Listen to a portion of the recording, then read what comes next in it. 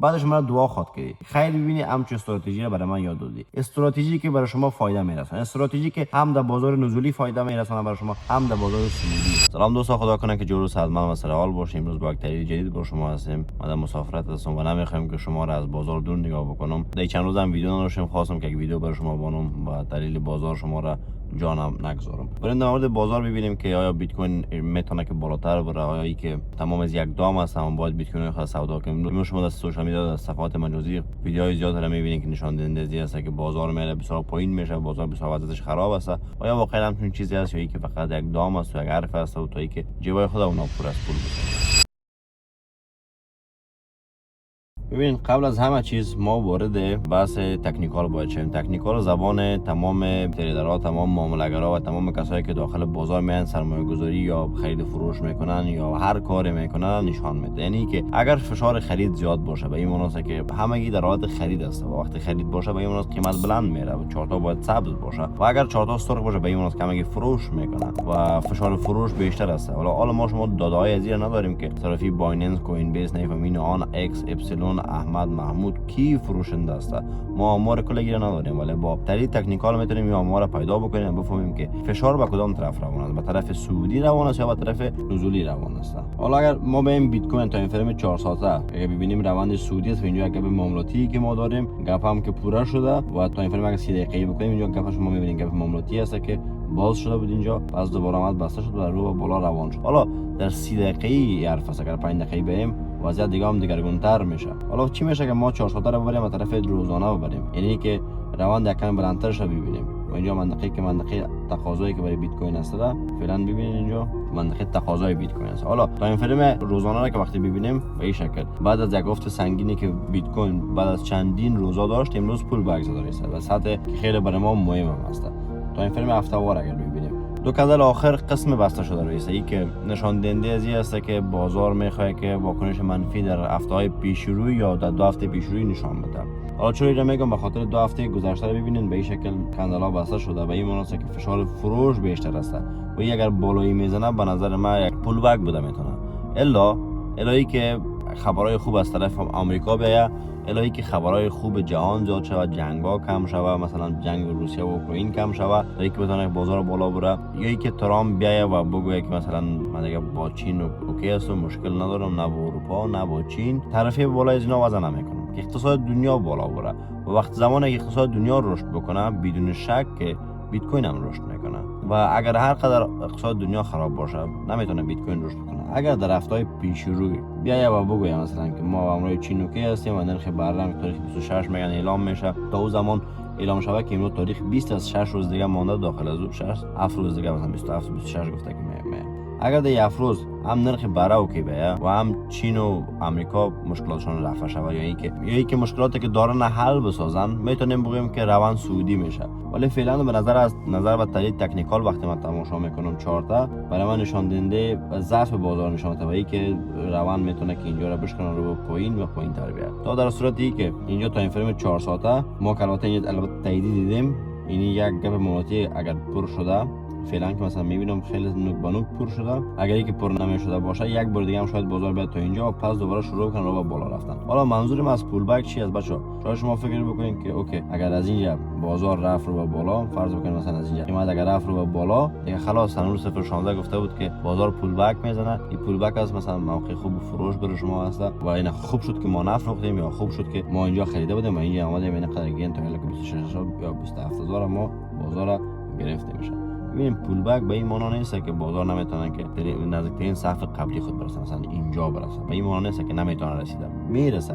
همین پول بک میگه یعنی که بعض افتی که داشتیم شاید پول بک بتونه نصف از این پر بکنه، مثلا تا قیمت 1.19 و از اینجا پس بیاد دوباره پایین. اگر نرخ بهره یا اوکی باشه و امریکا بیاد مثلا به ما با امروز چین مشکل نداره و فلان شد، همه چیز خوب و بسیار مقبول شد، میتونه که بازار پس بالا بره.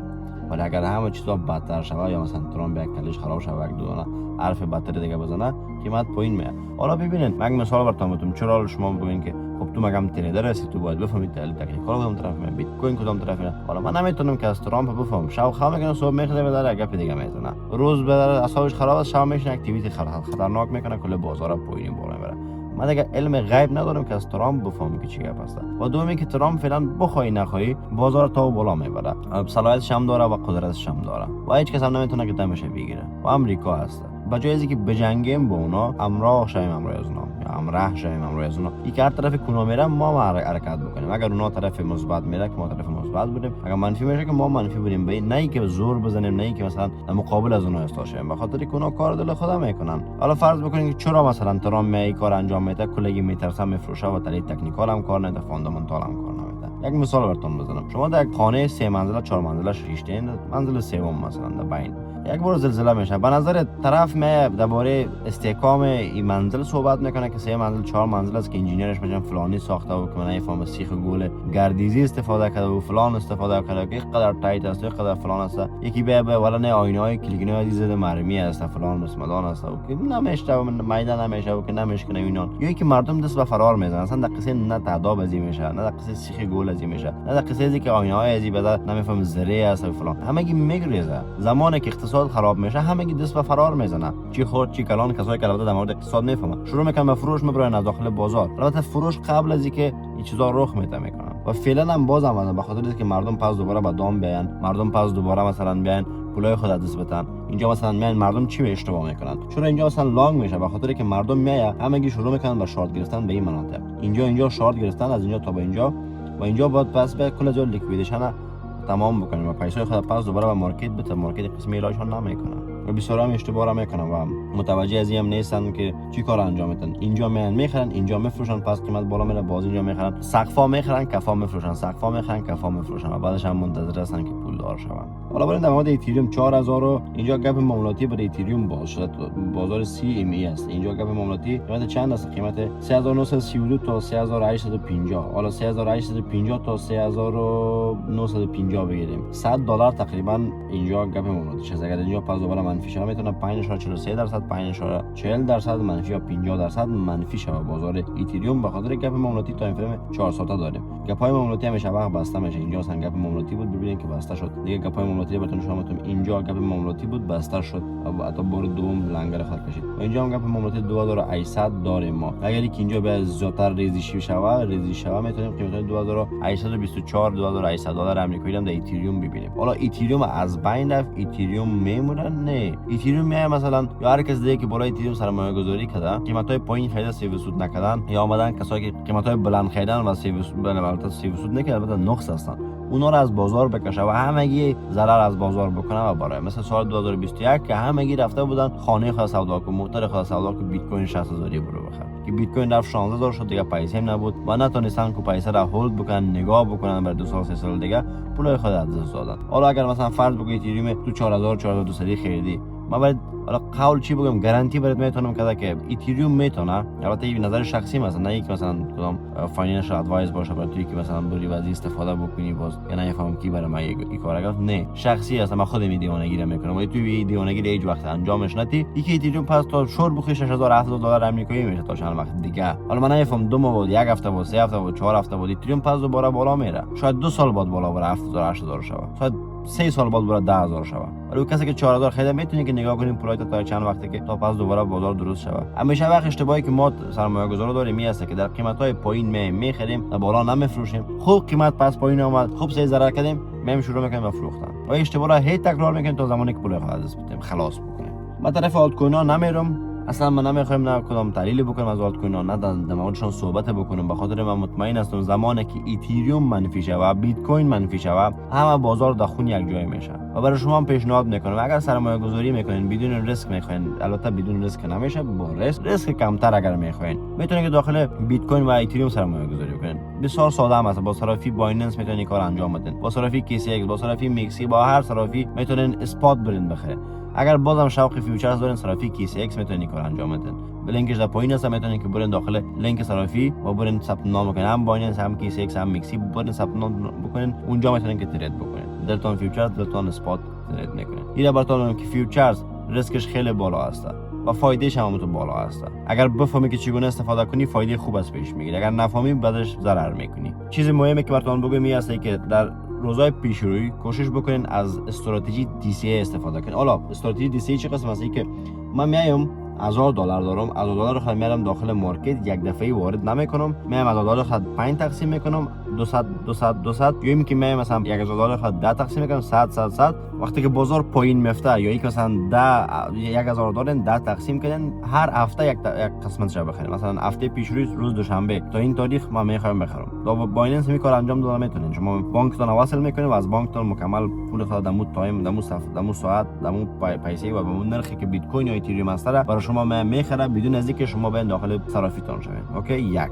دوم، شما دیسی میتونین یا منوالی کار انجام دادن میتونین. این که داخل مارکت شوین، هر هفته یک تایم را برای خود بانین $100 $50 $20 برین بیت کوین اتریوم بخرید و این امتداد بتین تا 2 سال آینده. فرق نمیکنه که امروز تو فایده هستی، امروز تو نقص هستی، امروز فلان است، امروز بزمدان است. تو 5 ماه پیش که خریده بودی، 5 هفته پیش امروز در ضرر هستی. اگه دیگه بخری باز ضرر میری. این گپا نه. هر هفته $100 را تا میخری و این امتداد میتی 4 هفته، 5 هفته، 10 هفته، 100 هفته میشه. هر هفته این کار انجام میدی.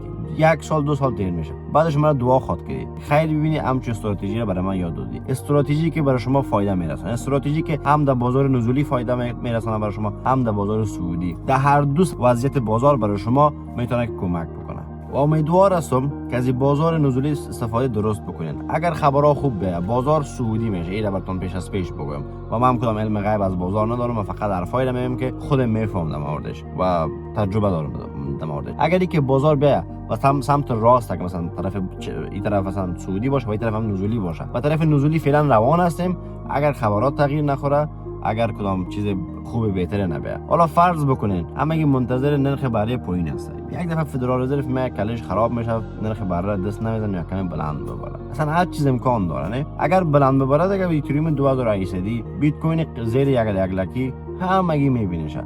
در صورتی که اقتصاد امریکا با چین هم خوب نباشه، خبرایشان خوب نباشه، اما بازار میتونه که واکنش منفی برای ما نشون بده. اگر نرخ بهره بیاد پایین، اگر بیایم مثلا چین و امریکا اردشون اوکی شون و طرف‌ها را از بین ببرن، ترامپ بیا کارش خوب شود، آدم خوشخویی شود، بعدش میتونه که قیمتا را بلند ببره. بازار قیمتا بلند میره و همه فایده میکنه. پس دو چشم و گوش ما به طرف خبرها باشه. خبرایی که فعلا در حال جریان هست. هر کس اولین خبر رو ببینه و بتونه درست تحلیل بکنه، میتونه پول بیشتر بگیره. مثلا خبر اول از امریکا میگه که امریکا طرف‌ها را از سر چین گرفت، عاجل میفهمی که قیمت میتونه بالا بره. منتظر از این باشه کجا وارد بازار شوی. یا میبینی که فدرال رزرو نرخ بهره پایین آورد بالا برده شه، اتوماتیک میفهمی که در پولبکا مکمل باید ارزایت خالی بکنی، به خاطر که در چند هفته یا چند ماه پیش روی بازار در خون یکسان است، به خاطر که هم امریکا و چین جنگ اقتصادی داره و هم نرخ بهره پایین آمده. یعنی هر دویش فشار میاره به اینکه همه فروشنده باشه. ما تو میفروشیم، بانک‌ها میفروشن، اینستیتوشن همگی میفروشن.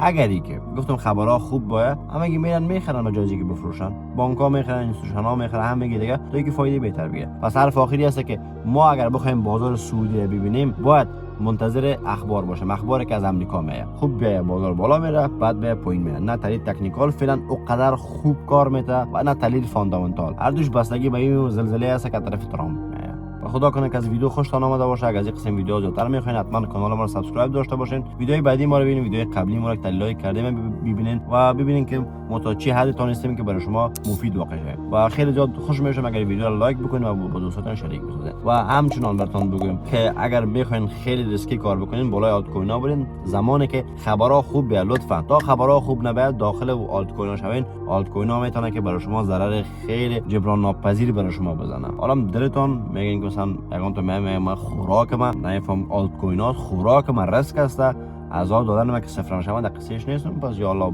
بیا داخل آلت کوین ها. ولی پیشنهاد من است که بالای بیت کوین و اتریوم سرمایه گذاری بکنید. در اول کار اگر هستین تجربه کافی ندارین، اگر تجربه کافی دارین بالای آلت کوین ها مشکل نداره، به خاطر که شما میفهمین چی وقت پولای خود وارد بکنید، چی وقت پولای خود خارج بکنید. ولی اگر تجربه ندارین، بهترین کار اسپات است و امی خرید بیت کوین، اتریوم یا ده ارز برتر مارکت کی فعلا هست. شب و روز خوب خوش داشته باشین. الله نگهدار همه شما عزیزان.